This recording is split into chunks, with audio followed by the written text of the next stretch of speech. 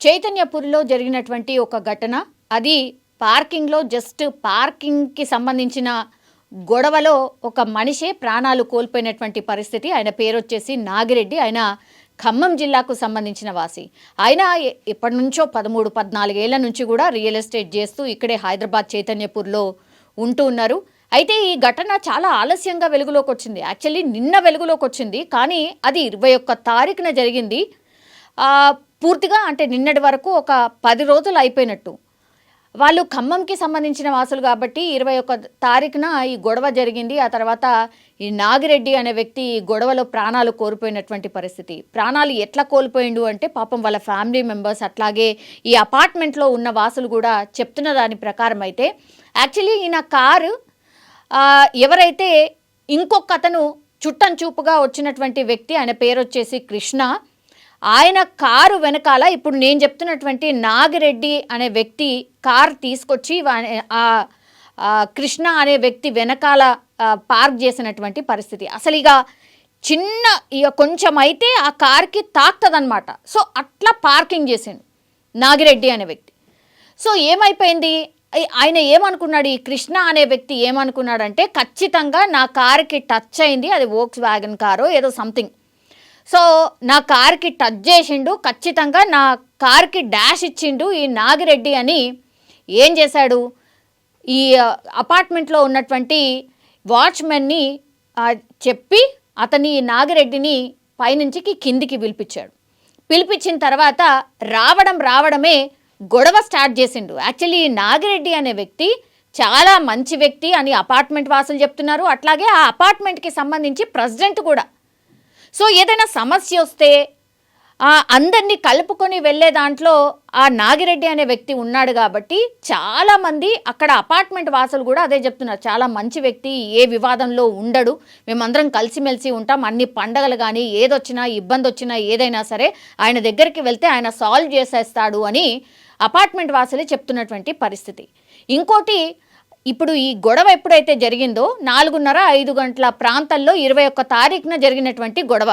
ఆ రోజు కొద్దిగా లైట్గా వర్షం కూడా పడుతోంది. సో రోడ్డు మీద కూడా పెద్ద జనసంచారం ఏమీ లేనటువంటి టైంలో ఇప్పుడు ఈ కృష్ణ అనే వ్యక్తి ఎవరైతే ఉన్నారో ఒక 1.5-2 నెలల క్రితమే 4th ఫ్లోర్లో వాళ్ళ అత్తగారింటికి వచ్చిండు. ఎందుకు అంటే ఇప్పుడు ఈయన చేసుకున్నటువంటి భార్య ప్రెగ్నెంట్గా ఉంది కాబట్టి చూసి వెళ్ళడానికని, దిగబెట్టి వెళ్ళడానికని ఆయన వచ్చిండు. సో ఆ 4th ఫ్లోర్లో వాళ్ళ అల్లుడు అనమాట ఆయన. సో అక్కడ ఉన్నటువంటి వ్యక్తి కూడా కాదు, వాళ్ళు వచ్చి కూడా కేవలం 1.5-2 మంత్స్ మాత్రమే అయింది. పెద్దగా ఇంకా పరిచయాలు కూడా ఏం జరగకపోయిండొచ్చు, అంతగా ఏం తెలీదు వాళ్ళ డీటెయిల్స్ కూడా. కానీ వాళ్ళు రాజమండ్రికి సంబంధించిన వ్యక్తులు అని ఇప్పుడు పోలీసులు చెప్తున్నటువంటి పరిస్థితి. అయితే ఇప్పుడు ఈ కృష్ణ అనే వ్యక్తి అగ్రెసివ్గా కిందికి రాగానే నాగిరెడ్డి మీద తిట్ల దండకం అందుకోవడమే కాదు, గట్టిగా అరవడం. ఆ తర్వాత నువ్వు నా కార్ని డాష్ కొట్టినావు, నువ్వు కనీసం సెన్స్ లేదా, నీకు పార్కింగ్ కూడా రాదు, అసలు అట్లాంటి వాళ్ళు ఎందుకు కొనుక్కోవాలా, కార్లు ఎందుకు కొనుక్కోవాలా, ఇట్లా రకరకాలుగా మాట్లాడడం స్టార్ట్ చేశారు. 3 నిమిషాల పాటు భయంకరంగా అరుపులు వినిపించాయి. కాబట్టి ఈ అపార్ట్మెంట్లో ఉన్న వాళ్ళు కావచ్చు, పక్కన ఉన్న వాళ్ళు కావచ్చు, అందరూ పరుగున కిందికి వెళ్ళేసరికే ఆల్రెడీ ఇద్దరు కొట్టుకోవడం స్టార్ట్ చేశారట. వాళ్ళని ఆపే ప్రయత్నంలో భాగంగానే ఆపే ప్రయత్నం జరిగే లోపలనే ఇప్పుడు నాగిరెడ్డిని ఎంత భయంకరంగా కొట్టాడు అంటే ఛాతి పైన, అట్లాగే కడుపులో, ఎక్కడ పడితే అక్కడ ఆయనను కొట్టడం స్టార్ట్ చేశాడు. కాబట్టి ఆయనకు నిజంగా తెలియలేదు, అంటే 10-15 నిమిషాల పాటు ఆ గొడవంతా జరిగింది. కానీ ఆ 3 నిమిషాలు ఎవరి లేని టైంలోనే ఈ కృష్ణ అనే వ్యక్తి నాగిరెడ్డిని కొట్టడం కొంత అంటే బాగానే పర్సనాలిటీ బాగానే ఉంది నాగిరెడ్డికి. మరి ఎట్లా కొట్టాడు ఏంటి అనేది తెలియదు. కానీ పూర్తిగా చెవుల నుంచి రక్తం రావడం, ఆ తర్వాత నోట్ల నుంచి కూడా నురగ రావడం స్టార్ట్ అయింది. అది ఏమీ పట్టించుకోకుండా ఫస్ట్ వీళ్ళిద్దరూ గొడవ నుంచి సపరేట్ అవ్వాలి. ఇప్పుడు పోయింది కదా బాబు, అయిపోయింది కదా, అసలు డాష్ కూడా ఏమి ఇవ్వలేదు, అయినా సరే నువ్వు ఎందుకింత అంటే ఘోరంగా మాట్లాడుతున్నావు, అక్కడ ఏం జరగలేదు కదా, జస్ట్ అసలు టచ్ అయిందేమో నీకు అనుమానం మాత్రమే, కానీ అసలు అక్కడ టచ్ అయినట్టు కూడా కనిపించట్లేదు కదా, ఇగో చిన్న గ్యాప్ ఉంది కదా, నీకు కనిపించట్లేదా అని వీళ్ళందరూ వారించారు కూడా. ఈయన గొడవ పడే వ్యక్తి కూడా కాదు, నువ్వెందుకని వట్టిగానే ఇంత అగ్రెసివ్గా ఎందుకు మాట్లాడుతున్నావు, ఈ తిట్ల దండకం ఏంటి, ఈ కొట్టుకోవడం ఏంటి అని కొద్దిగా వాళ్ళు మాట్లాడడము, వీళ్ళందరూ సముదాయించడము, ఆ తర్వాత వీళ్ళిద్దరిని సపరేట్ చేసి వెళ్ళిపోయే లోపలనే ఇప్పుడు నాగిరెడ్డి ఎంతకని ఫైట్ చేశాడు. అప్పటికే ఆయన చెవుల నుంచి రక్తం కారినట్టు అక్కడ ఉన్నటువంటి వాళ్ళు చెప్తున్నారు. ఆ రక్తం మరకలు కూడా ఆయన షర్ట్ మీద పడ్డాయి. అట్లాగే నురగ నోట్ల నుంచి కారింది, అది కూడా స్పష్టంగా కనిపిస్తోంది. సో వాళ్ళ ఆవిడ అక్కడే ఉంది, అన్నపూర్ణ కూడా అక్కడే ఉన్నట్టుగా కూడా చెప్తున్నారు.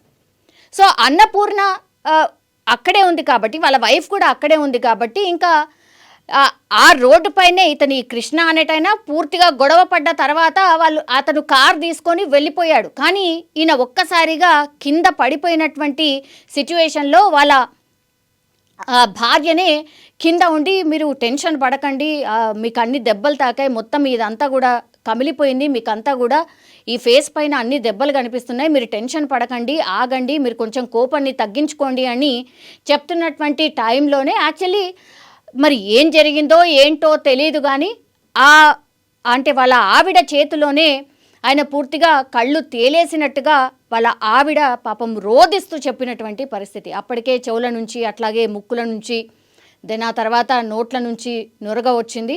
తర్వాత నా కళ్ళ ముందటనే నా చేతుల్లోనే ఆయన ఇట్లా కళ్ళు తేలేశాడు. అప్పుడు మేమందరం కూడా హడావిడిగా దగ్గరలో హాస్పిటల్ ఏముంది అని కార్ తీసుకొచ్చాము, ఎక్కించుకొని దగ్గరలో ఉన్నటువంటి ప్రైవేట్ హాస్పిటల్కి తీసుకెళ్ళాము. ఆ స్ట్రెచ్చర్ మీద వేసి ఎమర్జెన్సీ వార్డులోకి తీసుకువెళ్ళే లోపే డాక్టర్ ఒకటే చెప్పారు, లేదండి అక్కడే మీరు ఎక్కడైతే మీరు చెప్తున్నారో అక్కడే నాగిరెడ్డి గారి ప్రాణం పోయింది అని.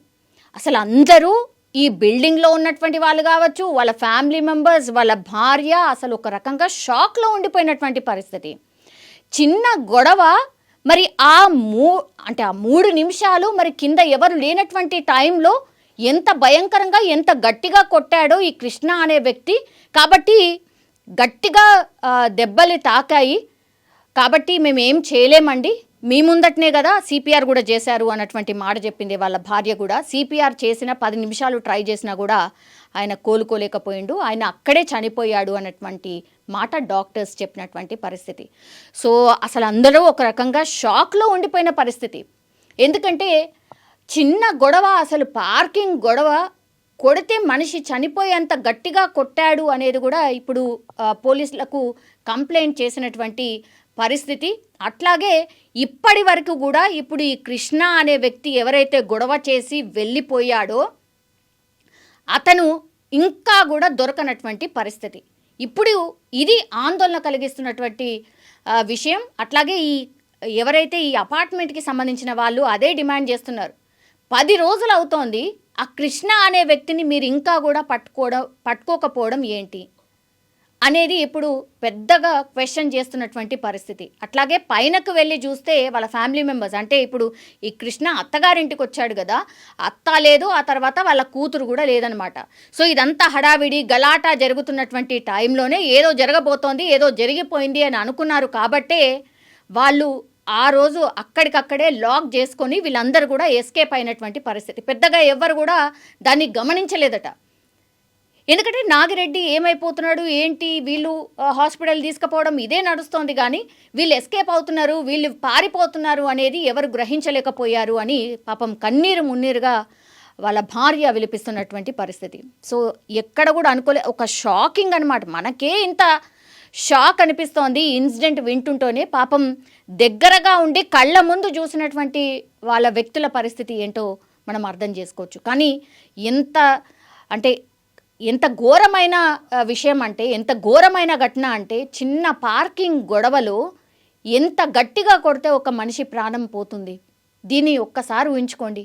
ఇంకోటి, ఇప్పుడు పోలీసుల మీద చాలా ఒత్తిడి ఉంది. ఎందుకంటే ఆ కృష్ణ అనే వ్యక్తి ఎవరు, అసలు ఎందుకని వచ్చిండు, అసలు అంత కోపం ఏంటి, మనిషి చనిపోయేంతలా ఎట్లా కొడతాడు, అండ్ ఇప్పటి వరకు ఆయనని పట్టుకోకపోవడం ఏంటి, దీని వెనకాలే ఎవరిదైనా హస్తం ఉందా, ఇవన్నిటి మీద కూడా మాకు ఆన్సర్ కావాలి, మాకు న్యాయం కావాలి అని అపార్ట్మెంట్ వాసులే కాదు వాళ్ళ కుటుంబ సభ్యులు కూడా డిమాండ్ చేస్తున్న పరిస్థితి.